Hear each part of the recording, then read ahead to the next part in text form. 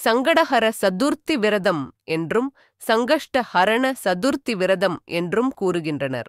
சங்கடம் என்றால் துன்பம் என்றும், ஹர என்றால் ஒழிப்பது என்றும், சங்கடஹர என்றால் சங்கடங்களிலிருந்து விடுதலை, துன்பங்களிலிருந்து விடுதலை என்பதாகும்.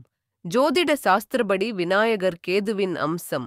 கேதுவால் ஏற்படும் களத்திர தோஷம், மாங்கல்ய தோஷம், புத்திர தோஷம் ஆகியவற்றை நிவர்த்தி செய்யக்கூடியவர் விநாயகர். சந்திரனால் ஏற்படக்கூடிய தடைகளையும் தோஷங்களையும் போக்கக்கூடியவர். சந்திர பகவானும் தனது தோஷங்கள் நீங்கவும் தனது தேய்மானம் நீங்கவும் தேய்பிறை சதுர்த்தி தினத்தன்று ஸ்ரீவிநாயகப் பெருமானை நினைத்து கடும் தவம் செய்ய சந்திரனின் கலைகள் எனும் பிறைகள் வளர அருள்பாலித்தார். அனுமன் சீதையைக் கண்டதும், தமயந்தி நலனை அடைந்ததும், அகலிகை கௌதமரை அடைந்ததும், பாண்டவர்கள் துரியோதனனை வென்றதும் சங்கடஹர சதுர்த்தி விரதத்தின் மகிமையால்தான். சங்கடஹர சதுர்த்தி தின வழிபாட்டினால் சனி பகவானின் பார்வையால் ஏற்படும் தோஷங்களும் சகல நோய்களும் நீங்குகின்றன. சங்கடஹர சதுர்த்தி வழிபடும் முறை: சதுர்த்தி அன்று காலையில் குளித்துவிட்டு வீட்டிற்கு அருகிலுள்ள கோவிலுக்கு சென்று விநாயகரை 11 முறை வலம் வர வேண்டும்.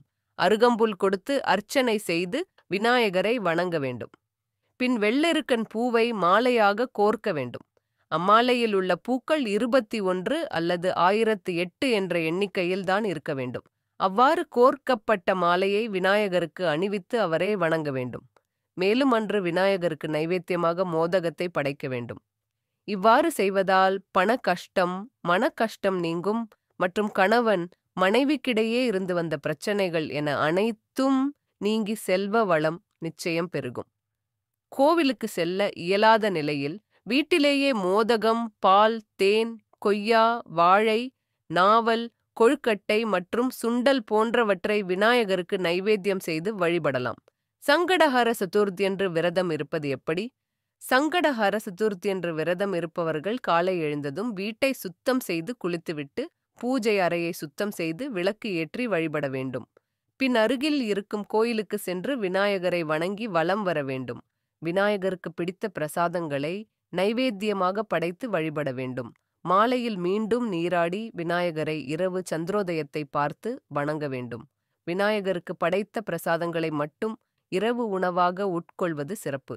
நாள் முழுவதும் உபவாசம் இருக்க முடியாதவர்கள் பால், பழங்களை உணவாக எடுத்துக்கொள்ளலாம். விரதம் மேற்கொள்பவர்கள் கோவிலுக்கு சென்று விநாயகரை தரிசனம் செய்வது கூடுதல் பலனை தரும்.